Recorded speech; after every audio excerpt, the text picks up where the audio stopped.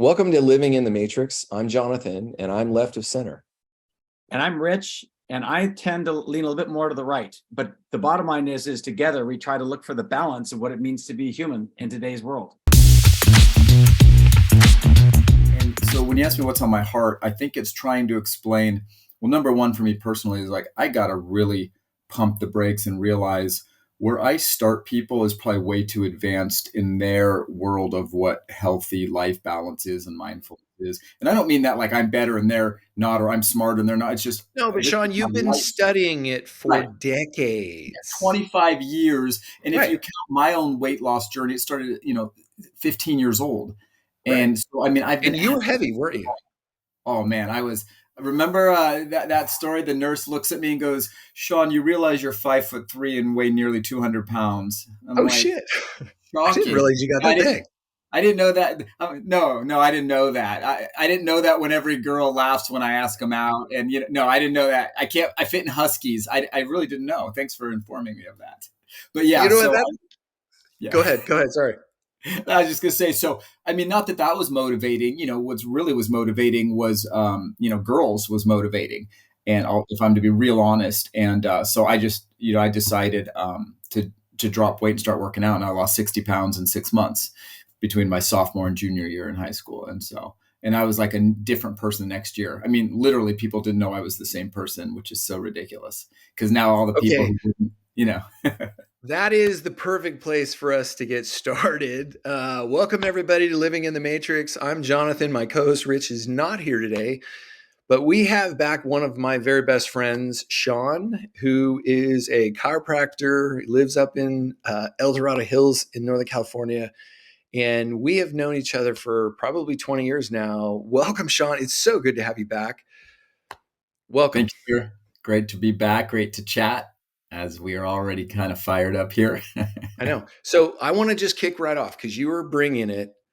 You lost 60 pounds in how long? 6 months. 6 months. Yep. Okay. Around 6 months. I want to talk about this because that's a unique situation because it's not just like people think losing weight is about losing the weight. Like I lose the weight and I'm the exact same person. I'm just 30 pounds lighter. It's not that. Right. It's how I want to ask you and to walk through this, how did that affect you spiritually, physically, mentally, and socially? Let's talk about those four. I don't want to get your perspective on how did that affect you? Well, I guess I would start by saying, first, let me tell you that I never knew I was chubby, heavy, or there was any problem until I was 9 years old. And I remember my dad, who I met when I was 9 years old. And I don't mean this to sound horrible, but it is kind of messed up. Like, hey, son, nice to meet you. By the way, you might want to go easy on the cookies. And that was, I mean, it wasn't, I mean, there was a little bit in between. Well, not the first thing, but, the first at 9, you're like, but here's the interesting thing that I want to interject. 9 is when around the age when we start getting our prefrontal cortex. And so I'm curious how much of that was there. You just didn't notice it. And once you notice, you go, oh, this doesn't feel good. Yeah, it was really weird. My first response was like to kind of reject it. Like, what are you talking about? I'm 9 and, but it was a funny age. And I just kind of, you package it up. I put it in the back of my head like, okay. And then, 3-4 years later, now I'm 5'3", 200 pounds. So apparently he didn't know what he was talking about. It was that obvious. I was kind of last to know. What gave you the weight? Did you eat a lot? Were you addicted to sugar as a kid? Total emotional eater. Well, okay. So emotional eating. Unfortunately, it isn't just a one thing. It's hard because I also grew up, government assistance, welfare. I mean, it's all carbohydrates. It's WIC. It's just, this is the food pyramid. Eat tons of this stuff. So I was a cereal kid. Carbs are the cheapest thing you can give people. Yeah. At least in America. I mean, they've become the cheapest thing. They really shouldn't be, Wild grazing animals are pretty cheap, but when you make a massive, corn industry and wheat industry. So yeah, I was an emotional eater. It was interesting because at 9 years old, that's also, it is funny that I never thought about it connected. 9 years old when I realized maybe I was starting to get chubby. And also, oh, really? That comment from my father. I mean, it didn't go unnoticed, and I don't remember so much any emotion attached to it. I just know that's my first memory of somebody saying, "Hey," Yeah. Yeah. and obviously maybe I was overeating and I was unaware of myself, but either way, but that's also the same summer where emotionally it might have been one of the hardest of my life because I got sent to go see a stranger called my father. And also, that's when I also was introduced to pornography that summer. So if you want to talk about melding sugar, hormones, visual images that can't be undone, and that mess. So fast forward, which is funny because I was joking around saying I lost weight for girls. Well, it kind of really was. That was my motivation. Something in me was like, look, this isn't going to happen unless I get the weight off. I didn't really care about it. I was always strong and whatever. I mean, I don't need to be stopped. I don't care about anything. Just I want girls Right. to like me. And so, Yeah. you know, So your and motivation was to meet girls. yeah, or girl, it wasn't even to meet girls. It was just the attention, the Yeah. affection of Yeah. others. And what better I mean, you're a man. What feels better than the attention of a female, Mhm. especially a cute, popular, fun young female, right? Heck That's yeah.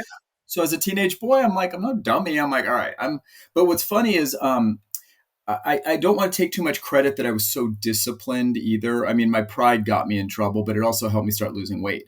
My mom moved us to this area, and I was pretty pissed off. I went from Santa Rosa to a place called Katati, and I had to change schools. And we lived way far out from the high school, like a little over 3 miles. And we had a car that worked half the time, and my mom's working 2 or 3 jobs. She's like, "Yeah, take the bus." I'm like, "Okay, I'm the chubby kid. I'm already in the project poor neighborhood here. I am not getting on that bus so everybody knows those things." So I'm like, I am walking my ass to school. And that's what I did. And what's funny is a little over 3 miles each way. Oh, wow. Yeah. So I Okay. mean, I'm walking 6 miles a day. And I'll tell you what, when you walk 6 miles a day, you start losing weight, right?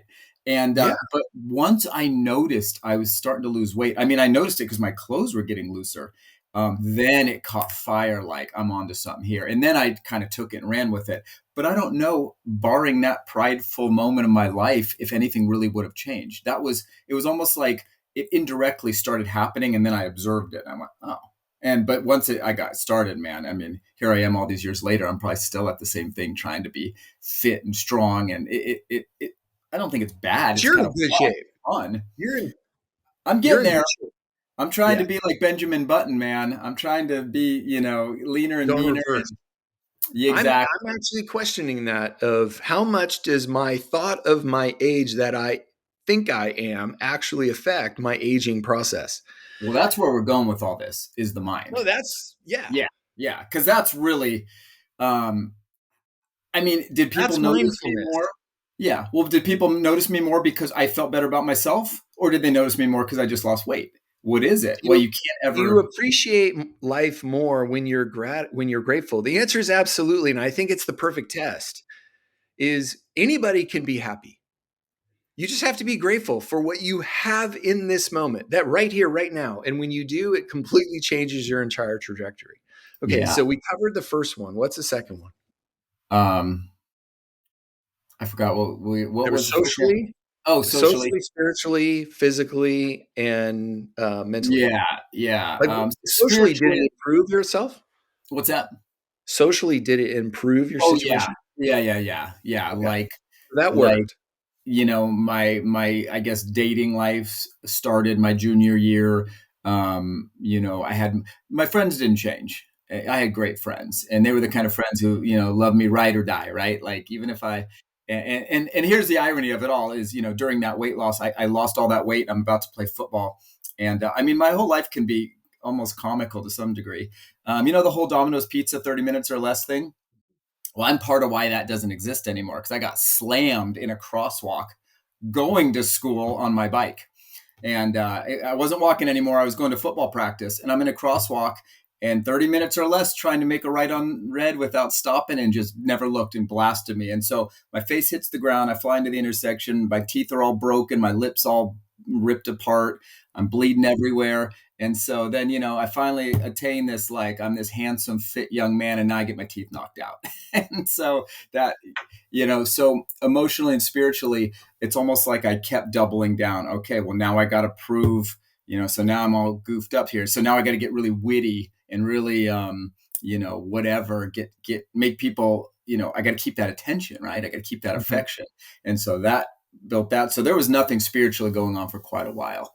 It was getting kind of worse, if anything. Um, I just went from being not a lot of options to now too many options.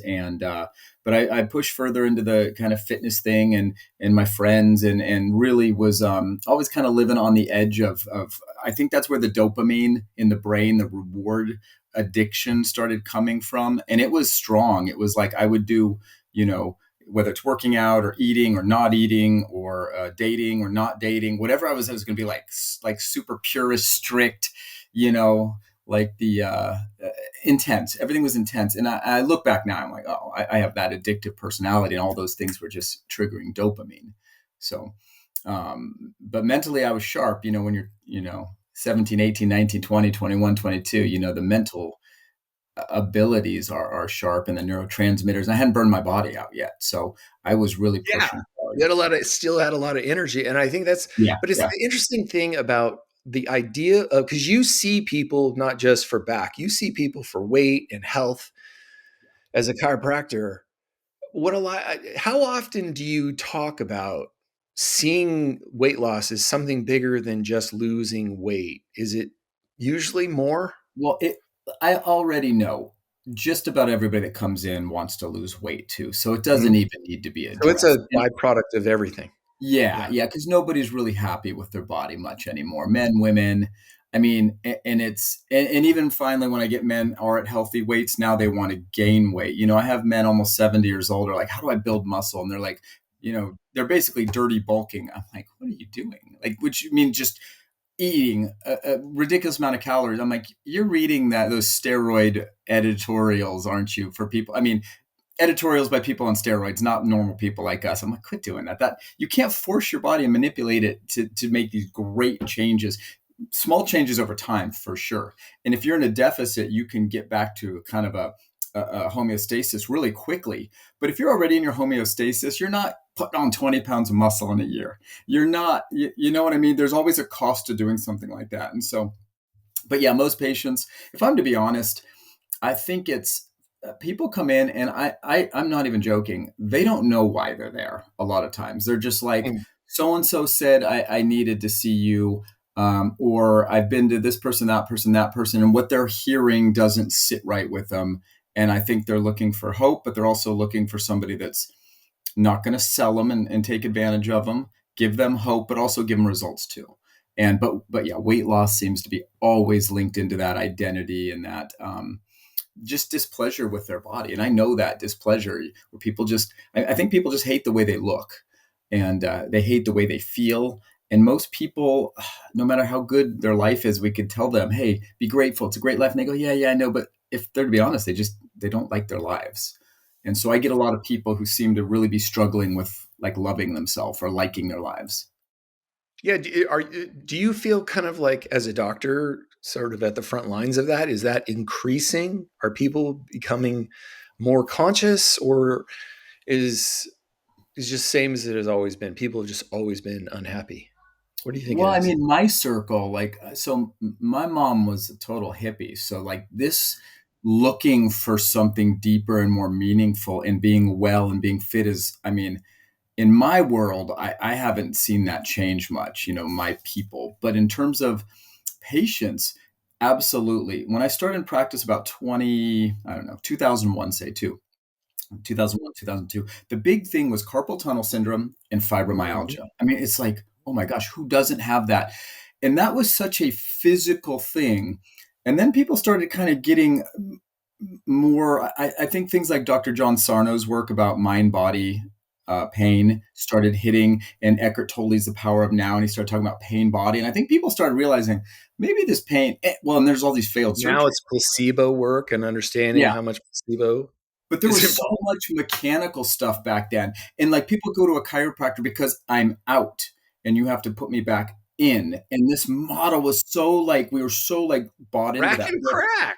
Yeah, Yeah, you taught me remember? that, rack and Remember? crack. Yeah, rack and crack, line them up and just boom. They would call it the flying seven. It's like the neck on the left, the neck on the right, three times in the mid back, the low back one way, the low back the other way, 3, 4, 5. Yeah, the flying seven. And I realized there's nothing wrong with mobilization. That's great. But like, okay, I just did it. How many times do I got to do that? And then we start going, no, you just have to believe more in the power that made the body heal the body. And if I just adjust there, then all your symptoms go away magic. And I'm like, okay, now we're getting into when that does happen, when you adjust somebody and something miraculous happens, I personally believe that's more to do with your faith in me, my faith in what we're doing, and physical touch, appropriate touch, and somebody just caring for you.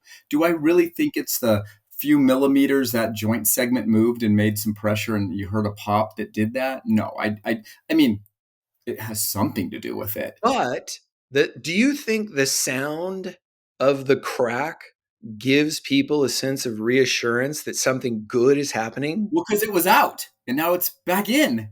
And here's what's comedy about, which is all nonsense. Like, Oh, it's not look, in.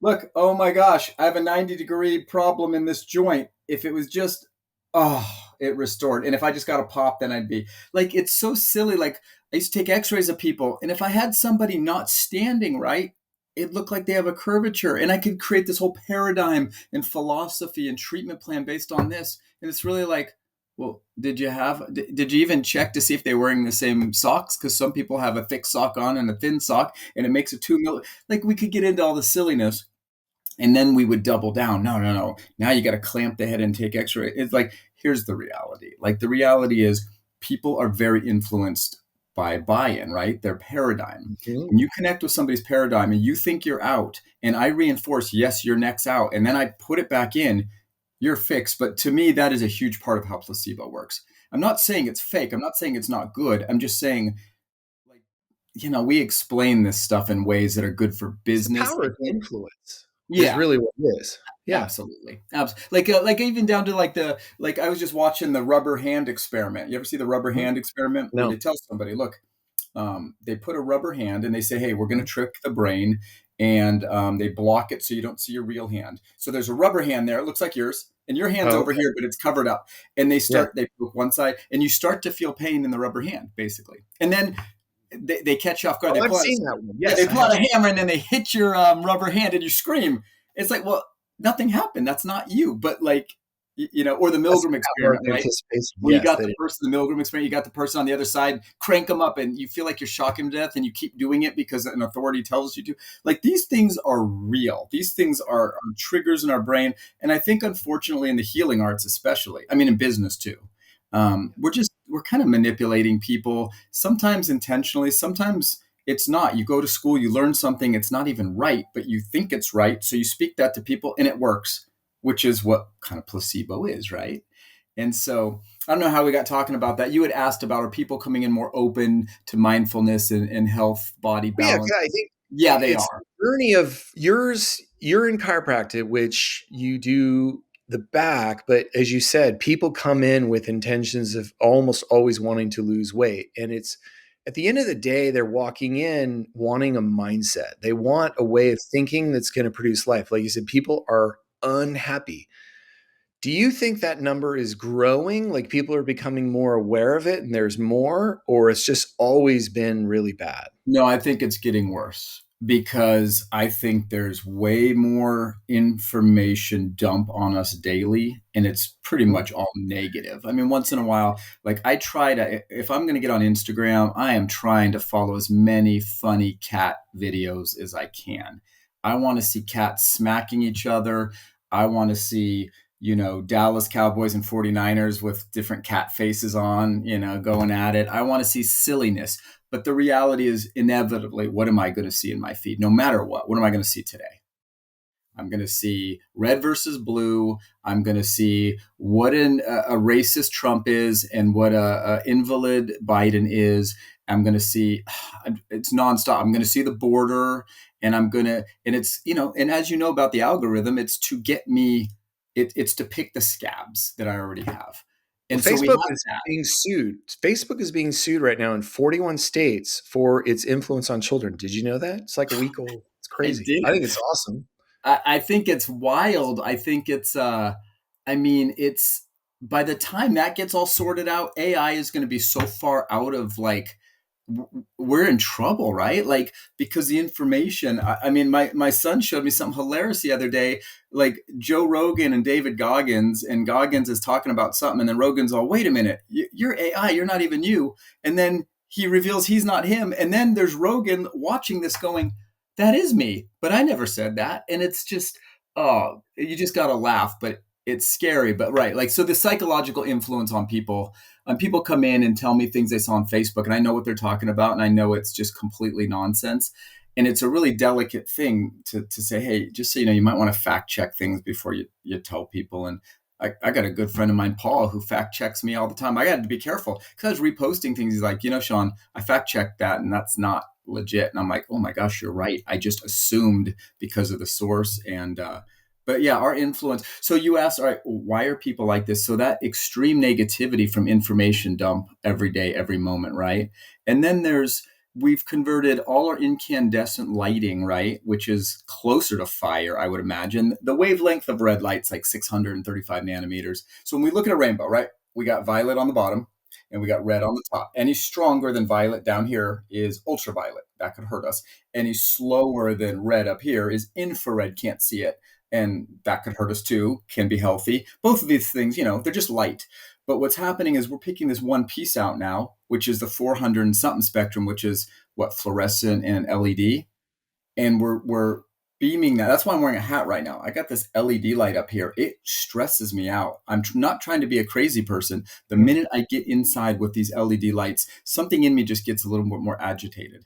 And it's interesting. If I block it from coming right into my eyes, my retinal pathways by the rays hitting, now they're refracting, but they're not pumping into my eyes. I just think it's a healthier thing. But like, this is a real thing. This isn't woo. I mean, I do some work with one of the city engineers in Long Beach, and one of his huge projects was converting everything over to LED light. And the amount of reports he had to write, because it is light pollution.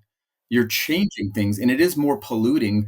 And I follow one doctor who you had on, Dr. Cruz, right? He talks about this is his world, this light thing, but Blue he light. talks about the basically when you after the sun sets, when you take that spectrum of light that's in our daytime and you pump it into our eyes after the sun sets, our brain gets a little confused. It's like, hey, it's noon, and then we try to go to sleep, and what does everybody have? Sleep apnea, insomnia. I mean, the sleep Yeah, issue. but it's good for productivity when you want to extract every ounce of power out of people. It's good 24/7, for and capitalism.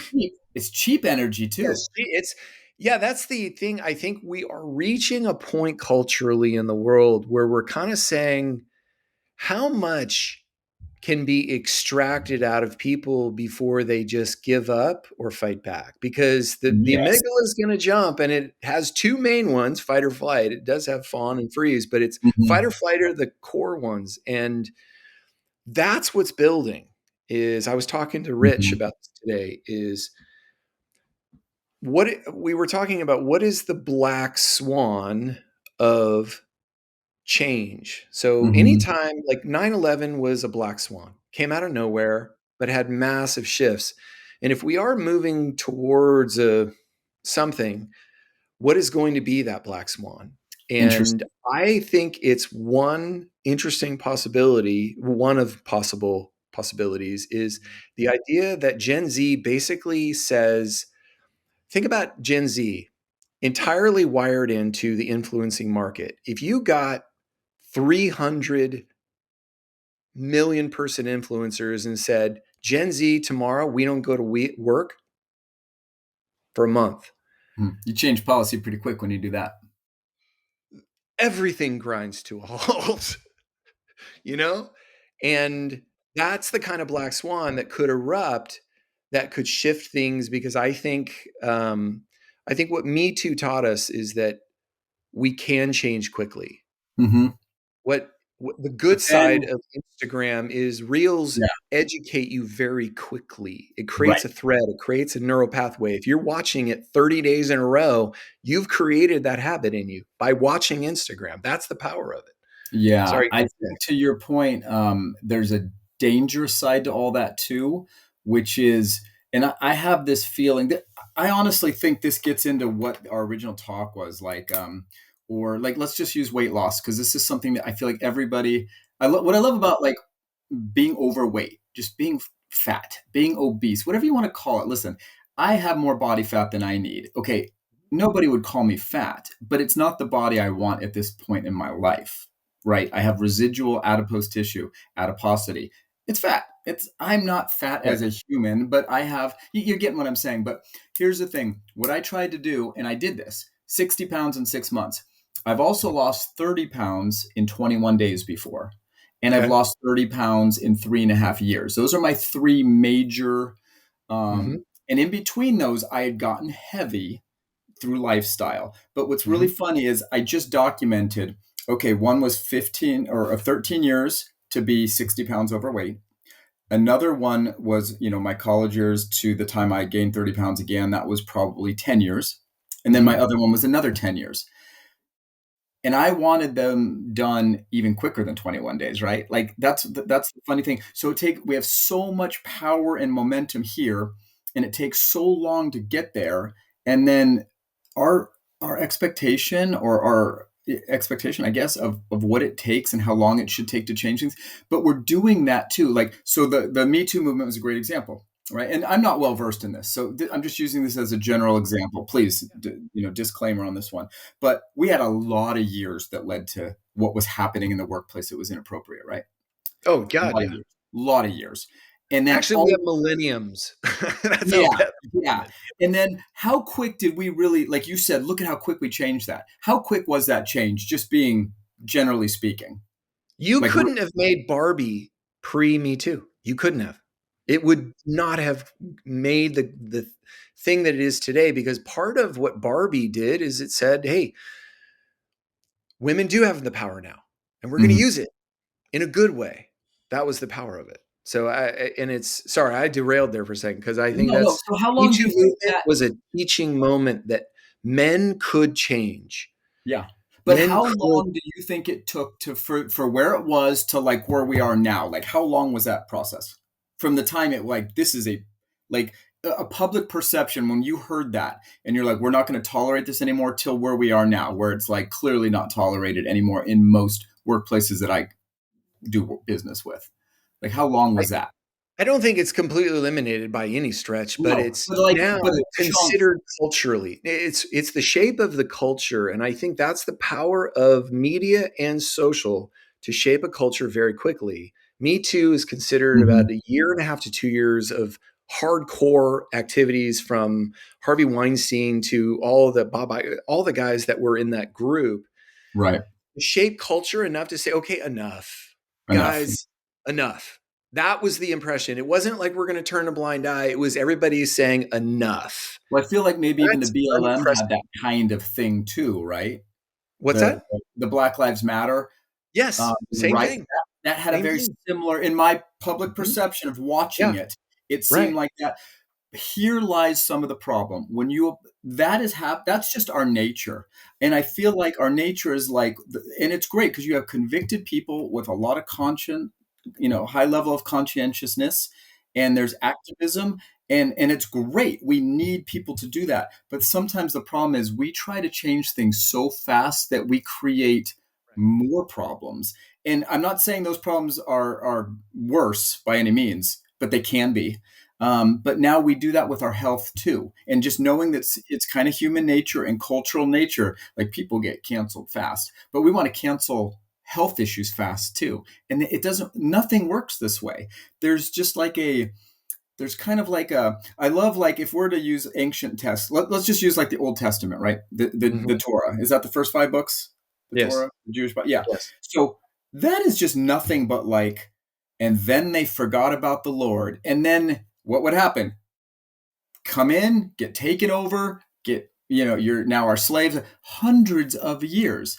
And so obviously to get to that point wasn't a moment, but it was like, it seemed to follow, like, historically, it kind of seemed to follow a more like, natural curve. It didn't go like this for millennia and then just go Mhm. boom over. Yeah. Then somebody remembered, and then they started taking good, healthy actions, and then favor came. And then, like, I feel like our body's like that. You can't just mistreat your body And, I have this little thing that cracks me up when I'm talking. We can't do this, right? Hear no evil. What is this? I can't hear it. I don't want to hear it. I can't see it. I don't want to see it. I mean, obviously, metaphorically could be either. And I'm not going to say anything. And then all of a sudden, one day you wake up and go, it's time to do something. And you just go like, gangbusters. I'm like, I love that. But in my experience, that creates so many like mental illnesses and disorders because your brain's like, wait, we constructed a whole life around this and this and this, and you're changing the paradigm on me. And it's hard for people to adjust that. That's why they get really good short-term success on health programs. Okay, I tell people we're going to do this. And then the first 2 weeks, I mean, nothing goes wrong. They're feeling great. And then, but they don't sustain it. Why? Because it was too fast. And I'm starting to realize as much as I can give you all the information, Jonathan, to like, let's say you want to get more muscle, you want to lose fat, you want to get your testosterone higher, you want blah, blah, blah. You have all these things, right?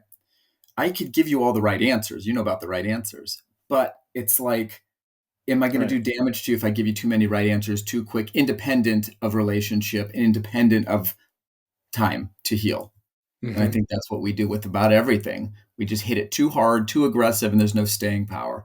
And so how do I help you, right? How do I help affect change so I'm not just keeping that burden on people and then watching them fail? Okay, you walked into my question. What are people looking for from you or for you to do when they walk in? Are they saying, fix me, or are they saying, help me fix myself? Now it's give me hope. Yeah. But base that hope in the right information and the right empowerment so I could heal myself over time. Now, okay, so it's hope. I need your help now, but I don't want your help in 3, 6, 9, 12 months, 24 months. I don't want to be, no, not that they don't want it. I don't want to be dependent. See, that dependent piece is where I think like in my profession, now a lot of that's just what our public perception, right? We're spine people, but that's really not what chiropractic was founded on. And in fact, if you look at what chiropractic was founded on, it's completely bananas. It was a magnetic healer who was way whack, and he adjusted a guy for hearing loss. And it was never really about back pain. That came way later. But, I think a lot of chiropractors said, look, we can make a good living and insurance will pay for it if we take on this back pain model. Well, I wanted to be an osteopath from like the turn of the century, like 1900. What's an osteopath? It was basically like a medical doctor and a chiropractor, even though that wasn't really existing. That's what the medical world calls a chiropractor? Yeah. An osteopath was basically a doctor that did manipulation, but there weren't a lot of drugs back then. So you still had, plant medicines and herbs, and you had relational, and I came to your house, and I don't know when that all changed, but by the time I looked into being an osteopath, I realized, they're kind of MDs now. And so it was only that. That's probably when the insurance companies took over and kind of dovetailed everybody into, okay, we need this fixed plan so we can make profit. We need to fix costs. And to do that, you can't have a lot of variables. Right. Yeah, you got to control. Right. And here we are now. Okay. When I never knew that about chiropractic world, did chiropractic start with an understanding of the body as a frequency? Yeah, because he was a magnetic energy healer, B.J. Palmer, and then there was D.D. And I pretty think the son, I get the story goofed up, but one of them tried to kill the other. He drove his car into him. And Joe Rogan cracks me up. I love Joe, but he hates us. But he clearly doesn't understand what I'm talking about, because what he's talking about is kind of true. Like, it's not untrue. But then there's a whole nother side to explaining things in endocrinology and neurology. And it's like, look, we're not. You should write him and tell him I would like to I would love to come on your show and tell you why there's another way of looking. I think you would. He would be so perfect. You would be perfect. It would be a funny conversation because it would. I'm okay with him just laying in, because I'm listening to him a couple of years ago going, oh my gosh, he hates me. He doesn't even know me. He'd love me if he met me. But I get where that comes from. And then, it's an echo chamber, but what's funny is it's really one of the only kind of accredited authority figure doctors, what I do, that allows me to be independent of the medical paradigm, the AMA, and yet still be kind of considered legitimate. And that's why I kind of went this route. It's like, I don't get the prestige of the AMA and the medical doctor and the surgeon. I want to be a surgeon. Are you But under a I'm doing, Hippocratic oath? we have our own oath and our own board and our own, I mean, it's very legitimate. I mean, the reality is, I don't think my medical schooling, I took the same classes. Were they as hard and grinding as medical school would have been? Maybe not. But I would have done fine in that too, because I'm a hustler and I could take in information. But it was more just the idea of, look, I do understand. So when people come in, like, who's gonna one? Okay, so you could go to a counselor and get hope, right? And you could go to a counselor and get some great techniques. But are they going to talk to you about your endocrine system, about plant-based natural bioidentical hormones, about detoxification, about No, because they 430 need to pound sell man you a baby? pill. Right. So they're going to do talk therapy, or they're going to do certain techniques, but at some point, here's the problem. The patient's expectation is way faster than that's going to work most of the time. So you go, okay, well, what if you took good talk therapy, which, you don't have to be licensed to be a good coach and mentor to somebody or just help somebody out, right? It helps to attract and run your business, but you've done that a million times over in your life, just with friends and counseling people, and without being a marriage and family licensed counselor. I'm not saying to do that, and that's a great idea, but you know what I'm saying, right? Yeah, That used to just be called being a friend or a mentor or something, right? Or a pastor exactly. back then. Now it's like, but so what I'm trying to do for people is hear that they want hope, hear that they need tools to make their symptoms go away. That's all they care about in the beginning. Make my pain go away, whether it's physical pain, emotional pain, or pain when they look in the mirror. It's pain, though. That's why people come. Or else, why would you ever seek out a doctor? Why would you change anything if you don't have those? But how we do it is so important, because you have to do it from so many just different angles now that it's crazy. It's it's almost overwhelming, Jonathan. But what I am learning, and we were going to talk about the carnivore diet, right? I learned Yes. something Oh, yeah. from that. And it's more about what I learned than the actual diet itself. It's Okay. almost like, why Because you are, chiropractic. just so our audience knows, you are a carnivore essentially. I've been since April of 23. I've been a Yeah. full carnivore, with the And what exception of does that mean for coffee. you? So I just went, well, just to sum it up real quickly, I went from being like more of a zone diet person back in the early 2000s. That was like the 40-30-30. It's called the zone. To more of an Atkins, to more of a ketogenic diet, meaning now I just keep my carbs under 40 grams a day. And I did that for 3.5 years. My metabolism was slow, meaning I barely could eat, man. I'd eat like 1,700 calories a day and exercise and not like burn fat.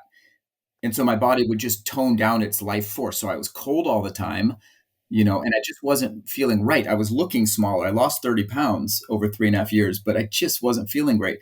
And Jordan Peterson, hearing his story about his mental issues and his daughter's autoimmune issues, and they went carnivore, and then it just becoming to pick up some steam. So I just said, hey, I was already only eating like 4 plants. It was lettuces, ketogenic diet. It was nuts, lettuces, not really many beans, some more, lettuce, nuts, avocado, and what was the other thing that was plant based? I don't even remember. It was maybe like artichokes or something like that, or Mhm.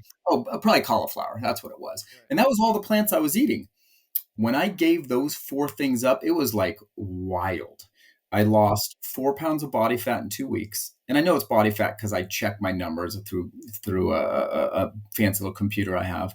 Um, I felt so much better. The reason I really did it, I had like a bicep tear that wouldn't heal over a year. It just wouldn't heal. I'd grab things and like I'd let go, and it was really bad, and my stomach was hurting. I was getting headaches, my stomach was Interesting. hurting, and I had this bicep tear, and I'm like, I gotta try something else. And that's why, Jordan Peterson talking about I healed this with that and my joint pain. So I just said, the heck with it. I'm just gonna go carnivore. I'm almost there anyway. And in the first 2 weeks, way more energy. Like, there's a Dr. Anthony Chafee, and he talks about when he played rugby, he felt like he was like a superhero. I got a glimpse of that. Like, I felt like I didn't need to sleep.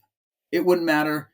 5, 6 hours, 9 hours, I felt the same. I felt so good for this period of time. Lost body fat, increased my energy intake of food from technically what we would call, I don't call calories the same way I used to, but if we are measuring, I went from 1,700 to 2,300, like 500 calories, like overnight. And now, I mean, I don't even have to track anymore. I just eat when I'm hungry, and I eat till I'm full, and then I don't eat again till I'm hungry again, and then I eat till I'm full. But it's what I eat, right? So Okay, I that's just have why I would do that. I had an interesting thought. Okay, you've basically cut out every single product that's in chips and guacamole and margaritas. I miss it So, so bad. dude, come on. It's hard, buddy. Here's the thing. People are like, don't you get bored with what you eat? Not really. But I do No, get I understand sad that. I don't, yeah, when I'm food around all loses. that good food. I mean, I'm not going to act like I don't love those things. But here's what's funny, and I think you'll track on this. It digresses just for a second, but okay. What I tell people is, remember how I said, like, look, I wanted to be like the medicine man of the old days, an osteopath. Basically, I wanted to be able to manipulate because I always knew there was something special when you free up something that surrounds the central nervous system. I mean, your brain stem sits here, right? C1, C2, C3. That's your brain stem. You could live without a brain. You can't live without a brain stem, which is wild. Like there's a chicken where it was a bad cutting its head off, and its brain stem survived, and it ran around the yard for years, and they just feed it. It had no brain. It's creepy. Well, when people are like brain dead, but they're still alive, it's because their brain Yes. stems attack. So brainstem here, and then you have your central nervous system, this cord that goes all the way down, and like everything feeds off that. So when you do work and adjust joints and move things, and there's afferent information going in and efferent coming down, it is pretty darn cool what happens. Now our bodies are so polluted now, but 100 years ago, they responded better to everything, right? So I wanted to do that, but I also knew the power of plant medicine. And you know about plant medicine, everything from before pharma, what was medicine? It was food. It was plant compounds. Now, 99% of the plants in this world will kill you dead. 1% we have for medicine and we eat. Now, just because we eat it, though, doesn't mean it's food. That's a whole nother conversation. We eat a lot of things that are not food, but we eat it. Like seed oils, that's not food. That's Yeah. industrial byproduct, but we eat it and we get it confused. Let's not call that food.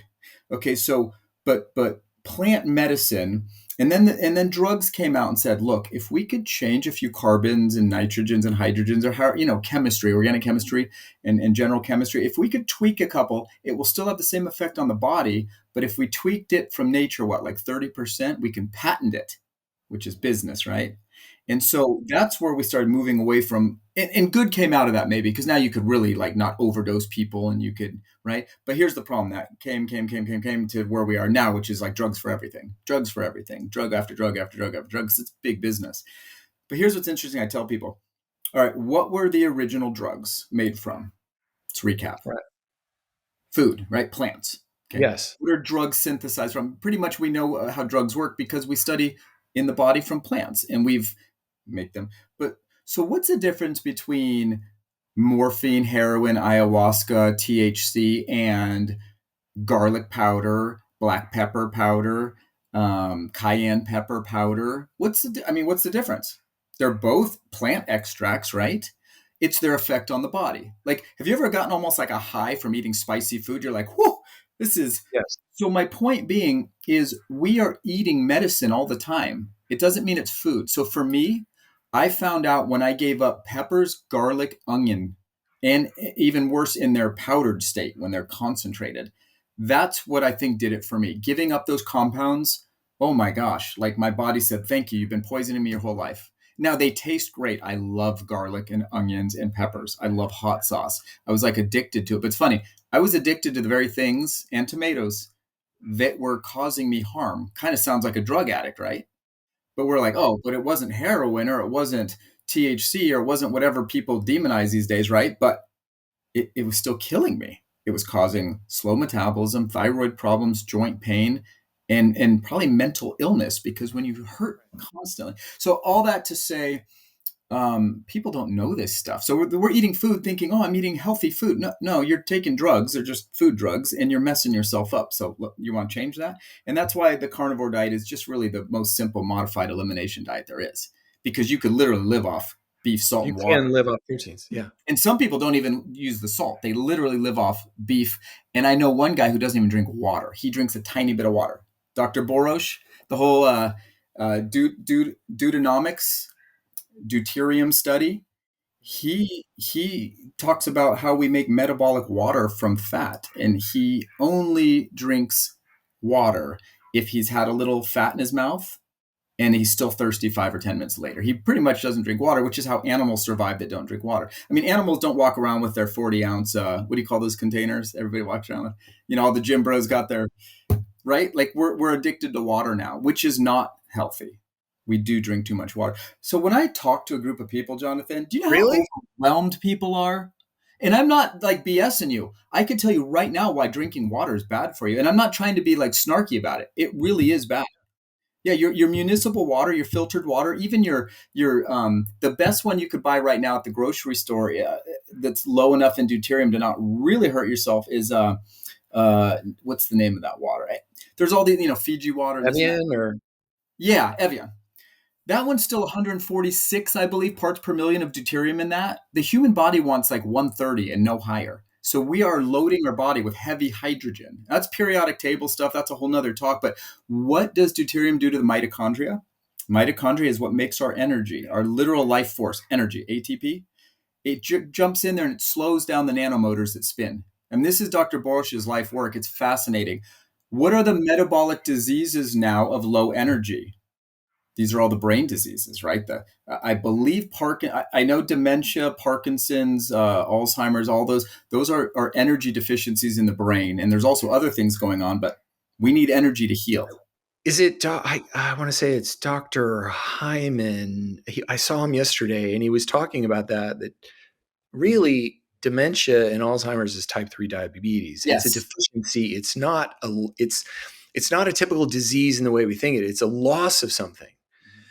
We're not getting enough, and that totally So it's feeds into not what we're doing to ourselves; it's what we're not doing. It's. I mean, where the you're creating solution. blocks. Yeah, the solution isn't add drugs, add neuro, add. The solution is stop doing things that are lowering our metabolic energy, because healing is a slow process, and this is what I wish people understood about just anything we want in life starts with we need the right energy and healing, right? Because Mhm. if we're not meeting, most of us, myself included, I'm probably barely meeting my daily metabolic energy requirements. Okay. So if I'm not meeting my energy, and how do I know that? Well, um, do I hurt? Am I sleeping without waking up in the night? Do I have symptoms? If I have symptoms, there's a good chance I'm not meeting my daily metabolic energy needs. Okay. And so if I'm not meeting my energy needs, I'm not rebuilding muscle, I'm not rebuilding joints properly, I'm not rebuilding my blood cells properly. So I'm basically pulling tomorrow's energy for today. I'm trying to live off tomorrow's grace for today. Can't do that, right? But that is what we do. So what happens when you live off tomorrow's minerals for today? What disease did that lead to over time when you pull minerals out of bones? That's Mhm. osteoporosis, right? When I'm not burning fat and I'm living off, tomorrow's energy and I don't have it, so then I need more carbohydrates and sugar, right? What's the cost of doing that? Too much sugar circulating the blood is messing up the nerves. Then the nerves don't work. So it's like when we get to tomorrow, then we keep up in the game and taking more pills and pushing harder. But the problem is it takes a long time to heal. And if we don't have any surplus energy, how are we ever going to heal mentally, emotionally, physically, maybe spiritually, because we are connected into these physical bodies? And that is really the talk for people to hear is you are in a deficit. You go to bed and wake up every day and you are in a deficit. And you're trying to bridge that deficit with drugs and sugar and dopamine hits from whatever it is, gambling and pornography and over exercise. And this is what we're doing. We're going through life in a deficit and it hurts.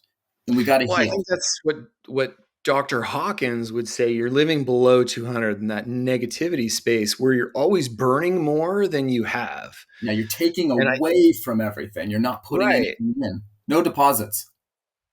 Do you think from the people that you see, what percentage do you think are living in survival mode and those that are actually trying to make something? Is it do people get how do you see people getting stuck in that stressed out space where they're because here's the thing, it's a loop. If you wake up exhausted because you didn't get enough night's sleep and that carries you through and you're never getting enough, even if you gorge food, it doesn't give you what you really want. So by the time you get to bed, you've had a 10 o'clock bowl of cereal because you're still freaking hungry, and then you go to bed and you don't sleep. It's this endless cycle. How do people get into that, and how do they get out of that? Well, I guess it's tricky because we're not all the same, right? So I'll use me. Mhm. So I did Yeah. that carnivore thing for 2 weeks, and between 2 and 6 weeks, I mean, I can't tell you how good I felt. But then I started not feeling as good again, and I didn't change anything. Okay, Right. but here's what I You came to with stayed all this. carnivore. in Oh, other full words. on. And I'm pretty Got it. disciplined. If I say I'm going to do something, Got it. I'm going to do it. And I'm not Right. trying to brag. I have to be that way. No, you are. You're The exactly minute I like that. take a bite of something, I'll think, like, I went to Italy, and the only time I broke, I went to Europe for 10 days, and I ate pasta twice, I ate pizza twice, and I had gelato once. So 5 times. And I mean, I still came back in great shape because I walked and I burned. I mean, it Right. wasn't about that, but I thought about carbohydrates for probably 6 weeks after that trip, maybe two Right. months. I would just like romanticize about, oh, that pizza, and it's like a drug. But here's what happened with me.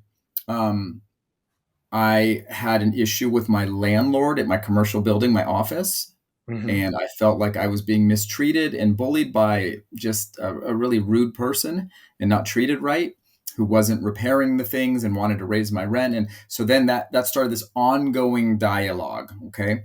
I also found out through all this health stuff, like, I have a cholesterol level, hold on, right? Hmm. 700 pegs the meter. I peg the Hmm. meter for LDL and cholesterol. I think I'm 670 triglycerides, or LDL, and I'm 700 plus cholesterol. Okay. They start giving people statins in the twos. Okay. So the doctor's like, you got to have statins. You're going to die. You're going to have a heart attack. And I go, oh, I get what you're saying, but that's in standard American diet, carb eaters. I'm not a carb eater. Right. And he looks at me like I'm crazy. And I go, well, let's do this then. Before I take the statin, let's do an MRI of my heart and look at my heart Right. vessels to see, because the idea is plaquing, right? That's the idea. Right. So I get my MRI done. I have 0 score out of 400. I have 0 plaquing. Everything looks great. But they find an aneurysm on my aorta that I've probably had most of my life. And Hmm. it's not big enough to need to do surgery, but it's big enough to stress me out, right? Because, like, they're like, we're just going to watch it. And if it gets bigger, we'll have to go in there. And I'm like, that's like my garden hose coming off my heart. I'm like, life, are you serious right now with this? Right. So I got that, and then a couple other things. And what I started noticing was I started feeling like I did before. I started getting cold again. I started gaining a tiny bit of weight, but I hadn't changed anything nutritionally. So all that to say, it's the 80-20 rule, man. Hmm. 80% of this health, this life, this existence is mental. It's stress based, and my ability to deal with stress, and that ebb and flow. If I have Hmm. more stress coming in than I'm processing and getting rid of, I'm not flowing. I'm building, I'm stagnating. And that's Hmm. what I started doing. So, but what I'm good at doing, and what a lot of people are, the 20% that's light and food and drugs and exercise and all these other things, we're trying to do the 20% to fix the 80%, but it's really the Hmm. other way around, right? Yeah. And so I micromanage this 20% so much and put so much energy into it. But what I just proved to myself is, like, I could probably eat McDonald's every day. And if I control my mental stress, I'm probably healthier than I am right now today. And that's why people can get away with that. Yeah, my grandmother, she smoked for 70 years of her life, like 2 packs a day. It's like And there's probably always enjoyed the it. anomaly. What's Yeah. that? And she Yeah, probably enjoyed it. she did. And it's yeah, it's so what is the value of so here's the thing. I contemplated doing carnivore for this January, Yeah. and I ended up doing my fasting process, which is my body's pretty dialed in.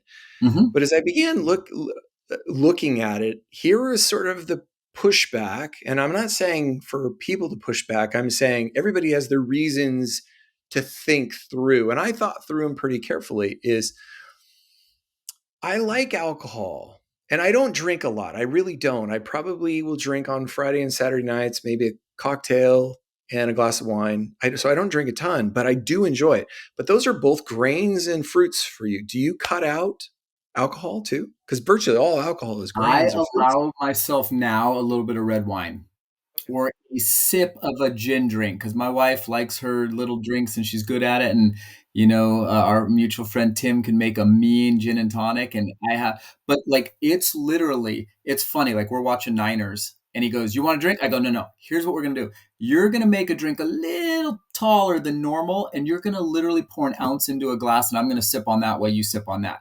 Okay. Because it doesn't metabolize right in me. But a little bit of clear spirits, or red wine, and same thing. Like, I don't drink. If I have a second drink, I'm gonna feel ill tomorrow. I'm gonna poison myself. But one drink, I'm okay, and I usually just sip on it. So But for that is about you, the only thing. But for you, the sort of loss of fruits and vegetables was, and moving completely to carnivore is based on, you did have adverse effects. It wasn't just like, I don't have any allergies that I know of. Yeah. Well, that's what I You tell did. people. If you don't have symptoms, why would you change anything? Yeah. Now, if you want to reach a higher level of something, well, then that could be a discussion. But if we're just talking like, and when I tell people symptoms, look, if you could sleep 7 or 8 hours uninterrupted, or if you wake up and you roll back over and you don't have to get up and pee, because that's not normal. That's common, but not normal. So if you can make it through the night with sleep, if your gut isn't constantly burning or have a ton of gas and your bowel movements are normal, no problem there. If you don't hurt chronically, headaches, migraines, neck pain, back pain, toe pain, whatever. If, for a male, if your erections work the way you want, if you're a female, if you have a sex drive, all these things, then you probably are. Now, does that still mean you're healthy? No, because I still think we're all aging too fast. Even that person I just said, maybe that's you.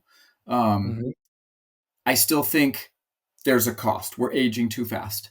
And that's a whole nother conversation though. Because remember, we're like, what level are we talking here? Are we talking just basic level of health? What you're probably at the basic level of health, I would say, hey, why change? But then if we say, well, let's just say I could prove to you that you're aging 25% faster and that you're not on track to be 100 and strong at 100, then we could get into it but that's more like that's more of an in-house debate, don't you think? Like that's like a kind of a, we already agree that you should treat your body a certain way and that symptoms are not normal, but now we're getting into like fine tuning things, or that's where the professional athlete conversation would come in and things like that. But what I do know is you are having to deal with more stress than is healthy and normal, and there is a cost to it. I don't know if we could get away from it. I just don't. Like the light problems, the chemicals in our environment, but the food is a big one. And here's the thing: heart disease and cancer, especially heart disease, is we're seeing signs of that really early. And when you do eat carbohydrate, you're going to have way more inflammatory response in your blood vessels. And if you're eating an American diet and you are eating carbohydrates and fat, it's physiology. It's called the Randle cycle, or the fatty acid cycle. The cells protect themselves from glucose. That's just how the body's adapted. We just weren't meant to put all these exogenous carbohydrates in. That's from the outside in. We're meant to make glucose out of fat. And we do that very effectively with no spikes of insulin. And if you look at the biggest problems in health right now, heart disease and insulin resistant problems like the dementia, like diabetes, those are the biggest problems. And this is a consequence of, industrial seed oil and carbohydrates, in my opinion. And I think it's very clearly in like the research. So is it good enough just to not hurt? That's a good starting point, but it just depends what your goals are in this world. I'm going to leave you alone. You wouldn't find your way into my office because no symptom brought you in, unless I said, hey, do you want to be, 75 and still doing pull-ups and running sprints? Because we could get you there, but probably not with what you're currently doing. And I don't want to put that on you negatively. Maybe you will, but you're working against the odds, I would say. So Let that's me the ask you a question, because this is the question that I was talking to Rich about. And I was thinking about you when I asked it. So, as I digest a diet and I say I eat a steak example, or like a popsicle, let's say something that's actually on the lesser side, like a popsicle, ice cream with like a creamsicle. How much is its effect on my body in the understanding I have in relation to it? So if I think, like when I was 5 years old, I could eat 1,000 of these and I'd be fine. Didn't Mhm, gain mhm. weight, nothing happened. Right. But when I'm 56 and having one of these, it gains me a pound every night, Yeah. Yeah. because I'm beginning with the thought process of, this is adversely affecting my body. So my question is, there's the physiological components of the mass of the food in the ice cream, Hmm. and then there's my understanding of its value. How much is the message affect our health as much as the physiological mass component? Which is That more important? that's amazing. Well, for me, I would say I would say, as much as I know and as much as how I eat and all that, I would say if I was more, more than less, the majority, over 50% for me personally. And I have a feeling it's a lot of people that way. And in fact, I think it'd be shocking if we realized, because why can't our body, I mean, our body knows what to do. We could handle massive trauma, massive poisoning. We can, bodies are amazing. So why is this little popsicle whooping my butt, right? Like what but it's because of that other stuff we talked about. Like our mind is so distracted and tired. It's just the combination of, I believe, it's overloaded, man. It's too stressed out. It's over concerned. It's over debated, it's overtaxed. It's not a simple life where we could just go, yeah, I'll have that because I want it and it tastes good. But once again, when you were a kid, it was a treat. It wasn't as readily of, and maybe it was, some houses It they was a had a treat. lot That's a good way of putting it, but it wasn't. And I think, how did we eat in the 70s? We probably had a lot less carbs, a lot of canned foods, a lot of families ate yeah. canned foods, but There were some pivotal things in health and nutrition, right? Mhm. Like seed Yeah. oils, trans fats, partially hydrogenated. Yeah, that Those are really speed poisons. things Yeah, up. those are actual poisons to your body, Yeah, but but like an is orange the is food, not. yeah. Is it the food or is it the way we live? Because I feel like, Right. I think at the end of the day, nature gives us a blueprint of how we're to live, and we have violated that so much. I'll give you an example that I like where you're going is, imagine if I eat a popsicle. It's a creamsicle with orange wrapping on it, so everybody knows it's probably got like 100 carbs in it. Eat it, and my thought process is, this is not good for me. And Yeah, every single time I'm eating this, I tell myself, well, this is not good for me, but I'm still going to eat it.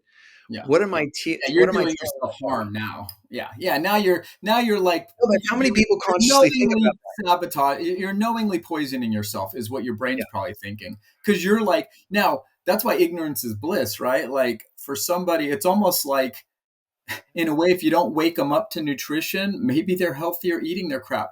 But that's the problem. The minute you're convicted or your conscience tells you you're doing something that's, maybe this isn't good for me, now it's a whole nother conversation, isn't it? Well, that's the And disease that's what you're model. If you saying. can if you can convince someone they have a disease by, like, I have a lot of friends who have wives who go on WebMD religiously because they're like, "Oh, they're self-diagnosing," and how much is created by self-diagnosing Oh, in for that sure. way, Yeah. you know? And how about just, over and over? How many people go to the ER because they're dying and it's just, sorry, it's anxiety or you have heartburn? But you have to kind of do it now because so many people do have heart attacks. So it's like, you don't want to be the fool sitting at home thinking, I just ate too much pizza and you're having a heart attack. And I know a guy, it wasn't a heart attack, it was a stroke. He was having a stroke. He had a headache for 2 days. He finally does go to the hospital, the ER. They put him in a hallway overnight and they're like, you're just having a migraine. He was having a stroke. He is not recovered. His life has changed forever in that 24 hours. It's really sad. So, like, you don't want to be a hypochondriac, but you don't want to be too stoic either, where you're sitting at home dying when, man, they could have just put you on some aspirin and checked you in for a few hours, you'd be good to go. But here's the reality still is, well, how'd you get to that point in the first place? And so that's what I'm trying to do. It's like, by the time we get to that point, we're in a lot of trouble. So I'm trying to use wisdom in nature to say, okay, like the last 49 years, I have really banged this machine up here. And I know my spirit is connected to this physical machine and there's a consciousness, but the reality is I gotta do some work on this machine if I want it to go another 50 years. And I don't want to live long just to live long. I want to live long to be effective, and I want to be resilient and anti-fragile, right? I want to be even Yes. better than being strong is anti-fragile. I want to gain from disorder, like Talib says in that book. I want to be like, that's all you got for me, and like, get stronger, because that is how the body is. We get stronger from stress, but there's a breaking point, like a rubber band, right? We're like rubber bands. We snap back, Gonna we snap break. back. There is a breaking point, and I feel like we are all grossly pushing the verge of that breaking point, and we don't know it. It's worse than we think. Is that? And so it's hard, Jonathan, because you said, well, what if I don't know it? And like, maybe ignorance is bliss, and I'm just eating and enjoying life, and That's great. And I think there's no problem with that. But the minute you're awake to things, now it's almost like you have a responsibility to yourself to like do something about it. You can't go back into the matrix, right? I mean, remember in the movie, the guy tries to go back into the matrix and he's eating that steak and he goes, I know this isn't real. My brain's telling me it's juicy. And he's like, but he's having that moment of pleasure. But, the reality is, everybody else on that ship knows, like, once we're unplugged and we know what life really is, we have like a responsibility, and that's where I think we get into our God side and Christ and our purpose and what are we here to overcome and all, right? Like, I think but if it's not brought to your attention, the problem though is with all the social media, it's bringing it to everybody's attention whether you want it or not, and I do think that needs to stop. I don't need grandma seeing COVID 2.0 is coming and it's going to kill her. I don't need her I don't need her seeing that, right? She was fine before all that. She would have been fine if it never got to her CNN ticker tape, right? So anyway. Sean, last question before we wrap up. I just thought of this and I wanted to ask you. Someone walks into your office and says, I want to get healthy. Where would you say start? I would say this is for the listeners. Yeah, I would ask them all about their symptoms. Okay. And I would start there. And I would probably say, look, I would do some techniques to just change those little bitty symptoms, usually pain or something, to give them some hope. And I would say, now look, we have to control the things that are controllable, that are low bearing fruit. What are the easiest things? And I love, I think Jordan Peterson says that when he's working with somebody really in a bad way, really bad way, he goes, all right, you have a goal. Okay. There's a certain amount of steps you got to get to your goal. But he says, what is something that you could do, that you would do to get you closer to your goal? And that's where you start. Some people are like suicidal. Can you get through the day? Nope. Can you get through the hour? Nope. Can you get through 10 minutes? Yes. It's kind of like, and I don't mean to be dramatic, but like, these people probably don't have a track record of keeping things going very long. So I would try to help them identify the low bearing fruit and get them some success and hope, but be real honest. Like, because here's where they are, right? They're stuck in this Why pain. is that important? Why is being honest? And you're not talking about with them to you, you're talking about them to themselves. Right? Yes, because it's so easy to be sold on lies and BS. And what's out there is going to tell them, if you buy this program, if you do this, it might not be easy, but it'll be quick. Or it's not going to be quick, but it's going to be easy. It's all lies. It's going to be terribly hard. It might take decades to get to where you want to go. So you either have to learn to accept yourself right where you are with all your symptoms and just be at peace. And then maybe, because you will feel better being at peace, right? You will feel better. All right, quit. Just get the information out. Just be at peace with your at. Or you want to get here. Do you really want to get here? Okay. Let's get you there. But you can't stay stuck in the middle. That's the wilderness. That's 40 years in the wilderness. That's where all the pain is. That's where I've been stuck most of my life. That's what causes health problems and symptoms. And don't be stuck in the wilderness. Either accept where you are, your present time consciousness, your circumstances, or do what's required to get you there. But you better trust somebody who can help you get there. Because, man, people are just selling stuff. And oh, it's going to be easy. It's going to be quick. No, it's not. It'll just be hard in a different way. But slow, incremental changes that last, I think that's the way to go. So that's what I would do with somebody. And hopefully they can do it. And little by little, we get to where we're going. Sean, thank you. You're always welcome on our show. This has been an absolute, I love hanging out with you, brother. It's always good to see you. Thank you for your wisdom. And I think our listeners are going to be a lot better for it because you're someone I truly know that cares about people. And so if you're hearing this and it resonates, Sean is very much the real deal. So you can trust what he says. To all of our listeners, thank you. This has been a wonderful episode of Living in the Matrix. Please subscribe, comment, let us know what you'd like to hear. And much love, everybody. Thanks for what you're doing, my friend.